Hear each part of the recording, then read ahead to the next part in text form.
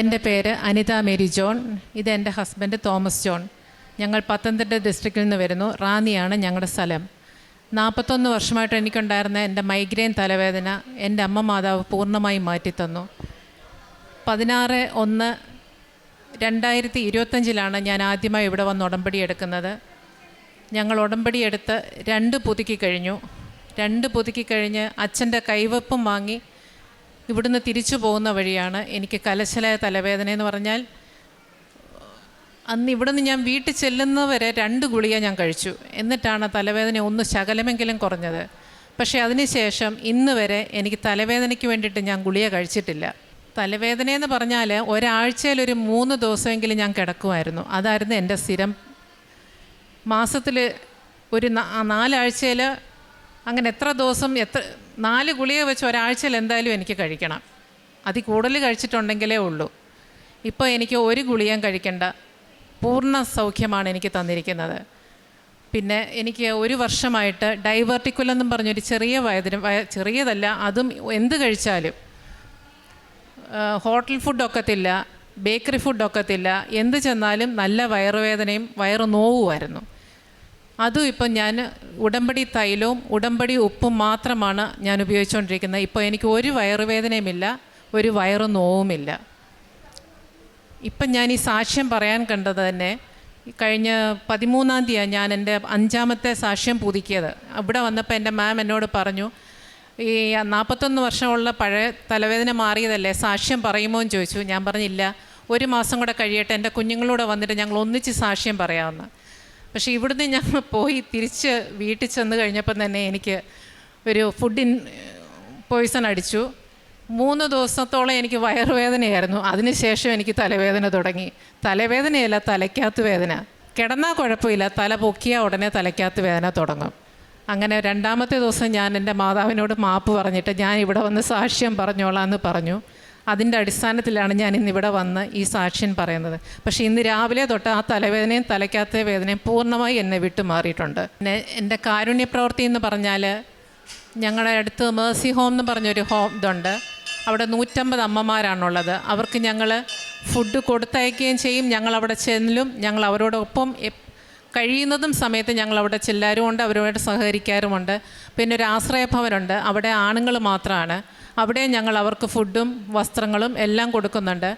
അവരോടൊപ്പം കുറേ സമയം ചിലവഴിക്കുകയും ചെയ്യും. അവരൊക്കെ പറയുന്നത്, ഞങ്ങൾക്ക് ഫുഡല്ല ആവശ്യം, ഞങ്ങളുടെ ഒപ്പം ഇരുന്നൊന്ന് സംസാരിച്ചാലും ഒന്ന് ചിരിക്കാനും ഒരാൾ വേണമെന്നാണ്. അത് ഞങ്ങളവിടെ പോകുന്നുമുണ്ട്, ചെയ്യുന്നുമുണ്ട്. പിന്നെ പ്രേക്ഷിത പ്രവർത്തനം ഞങ്ങൾ ഈ 2 ആഴ്ച കൂടുമ്പോൾ ഇവിടെ വന്ന് 10 കെട്ട് പേപ്പർ വെച്ച് എടുക്കുന്നുണ്ട്. അത് ഞങ്ങൾക്ക് സൺഡേ മാത്രമേ ഉള്ളൂ, ഞങ്ങൾക്ക് ബിസിനസ്സാണ്, അതുകൊണ്ട് സൺഡേ മാത്രമേ ഞങ്ങൾക്ക് കൊടുക്കാൻ പറ്റുള്ളൂ. അത് ഞങ്ങൾ രാവിലെ ചർച്ചിൽ പോയി വിശുദ്ധ കുർബാന കൊണ്ട് അത് കഴിഞ്ഞാൽ ഉടനെ ഞങ്ങളുടെ പ്രവർത്തനം തുടങ്ങും. മാക്സിമം കൊടുത്ത് തീർക്കാൻ പറ്റുന്ന അത്രത്തോളം അന്ന് പ്രാർത്ഥിച്ച് കൊടുത്ത് തീർക്കുക എന്നുള്ളതാണ് ഞങ്ങളുടെ ഇത്. അങ്ങനെ മാസത്തിൽ 2-3 ഞങ്ങളിവിടെ വരുന്നുണ്ട്. ഇവിടെ വന്ന് പേപ്പറും കൊണ്ടുപോയി പ്രാർത്ഥിച്ച് കൊടുക്കാവുന്ന എല്ലാ ദൈവമക്കൾക്കും ഞങ്ങളത് കൊടുക്കുന്നുണ്ട്. ഞങ്ങളുടെ പ്രാർത്ഥനയിലും ഞങ്ങളെല്ലാവരെയും ഓർക്കുന്നുണ്ട്.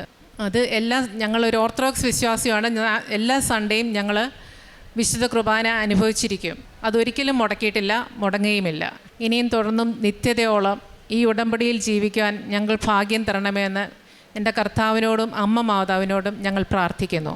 യെശയ്യാ 53:5 നമ്മുടെ അകൃത്യങ്ങൾക്ക് വേണ്ടി അവൻ മുറിവേൽപ്പിക്കപ്പെട്ടു, നമ്മുടെ അകൃത്യങ്ങൾക്ക് വേണ്ടി ക്ഷതമേൽക്കപ്പെട്ടു. യേശുവിൽ പ്രിയമുള്ളവരെ, യെശയ്യാ പ്രവാചകൻ്റെ പുസ്തകം 53:5 നമ്മളോട് പറയുകയാണ്, അവൻ്റെ ക്ഷതങ്ങൾ നാം സൗഖ്യം പ്രാപിച്ചു.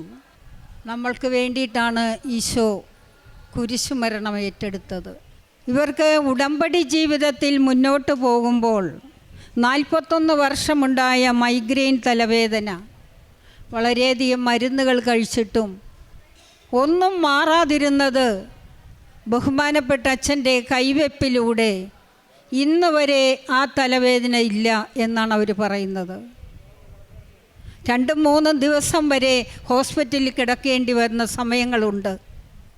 ഒരാഴ്ചയിൽ 1-2 ദിവസങ്ങൾ. അതിൽ നിന്നെല്ലാം പരിശുദ്ധമ്മ അവരെ സംരക്ഷിച്ചു. ഉടമ്പടി ജീവിതം, പ്രേക്ഷിത പ്രവർത്തനം, മറ്റുള്ളവരെ അറിയാത്തവരെ അറിയിക്കുകയും അറിഞ്ഞവരെ ആഴപ്പെടുത്തുകയും ചെയ്തപ്പോൾ 15 കെട്ട് പത്രങ്ങളാണ് വാങ്ങി, വിവിധ ഭാഷകളിലുള്ള പത്രങ്ങൾ വാങ്ങി വിവിധ സ്ഥലങ്ങളിൽ കൊടുത്തു. അവരോട് പരിശുദ്ധ അമ്മയെക്കുറിച്ചും ഈശോയിനെക്കുറിച്ചും പറഞ്ഞപ്പോൾ, യേശുവിനെ അവിടെ മനുഷ്യരുടെ മുമ്പിൽ അവർ ഏറ്റുപറഞ്ഞപ്പോൾ, പരിശുദ്ധ അമ്മയും ഈശോയും അമ്മ പ്രത്യക്ഷപ്പെട്ട അൾത്താരയിൽ വന്ന് മനുഷ്യരുടെ മുൻപിൽ ഏറ്റുപറയുവാൻ അവരെ ഒരുക്കി. സാക്ഷ്യം കേട്ടാണ് അവർ ഈ ഉടമ്പടി ജീവിതം മുന്നോട്ട് കൊണ്ടുപോയിക്കൊണ്ടിരുന്നത്. ബഹുമാനപ്പെട്ട ജോസഫ് അച്ഛൻ പറയുമായിരുന്നു, മക്കളെ നിങ്ങൾ എന്ത് കിട്ടിയാലും വന്ന് സാക്ഷ്യപ്പെടുത്തണമെന്ന്. സാക്ഷ്യം ദൈവത്തിന് മനുഷ്യരുടെ മുമ്പിൽ ഏറ്റുപറയണമെന്ന്. അങ്ങനെ പ്രേക്ഷിത പ്രവർത്തനത്തിലൂടെയും യൂട്യൂബിലുള്ള ആരാധനയിലൂടെയും ഡെയിലി ബ്രെഡിൽ നടക്കുന്ന പ്രാർത്ഥനയിലൂടെയും പ്രേക്ഷിത പ്രവർത്തനത്തിലൂടെയും അവർ ദൈവത്തെ മഹത്വപ്പെടുത്തിയപ്പോൾ പരിശുദ്ധ അമ്മയും ഈശോയും ഒരിക്കലും നടക്കില്ല എന്നുള്ള വൻ കാര്യങ്ങൾ പരിശുദ്ധ അമ്മവർക്ക് യേശു വഴി സാധിച്ചു കൊടുത്തു. പരിശുദ്ധ അമ്മയും ഈശോയും നൽകിയ വൻ കൃപകൾക്ക് നമ്മൾക്ക് കരങ്ങളടിച്ച് യേശുവിനെ നന്ദി പറയാം. അത്യപൂർവ ദൈവാനുഭവങ്ങൾ ഇനി നിങ്ങൾക്കും സ്വന്തം. ഈ യൂട്യൂബ് ചാനൽ ഇതുവരെ സബ്സ്ക്രൈബ് ചെയ്തിട്ടില്ലെങ്കിൽ ഇപ്പോൾ തന്നെ സബ്സ്ക്രൈബ് ചെയ്യുക. ഈ വീഡിയോ ഇപ്പോൾ തന്നെ നിങ്ങളുടെ സുഹൃത്തുക്കൾക്ക് ഷെയർ ചെയ്തുകൊണ്ട് കർത്താവിൻ്റെ പ്രേക്ഷിതരാകുക.